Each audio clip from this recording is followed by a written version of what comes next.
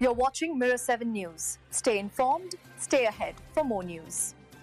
The story of John Lennon's murder has been told many times, but every December 8th, it still feels as shocking as ever. It was on this night in 1980 that the world lost one of its most influential musicians, and the tragedy unfolded in a way that feels almost unreal when retold.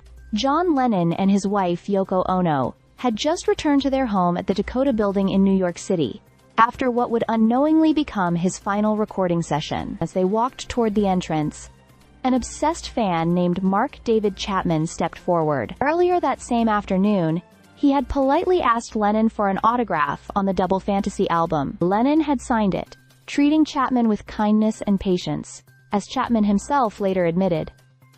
But that courtesy didn't matter. Hours later, Chapman waited in the shadows with a .38 caliber handgun and fired 5 shots.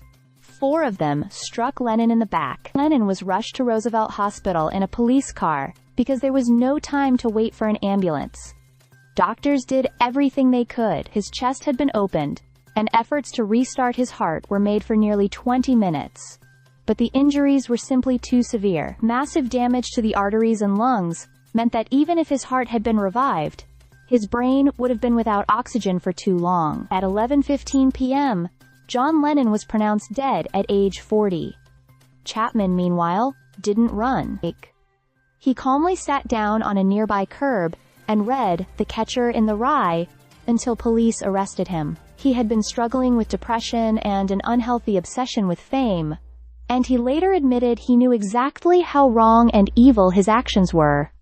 Yet he wanted notoriety so badly that he was willing to kill for it. The world responded with overwhelming grief.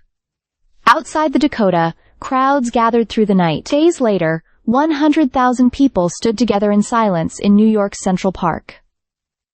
Another 30,000 fans held a memorial in Lennon's hometown of Liverpool. His loss wasn't just the death of a musician.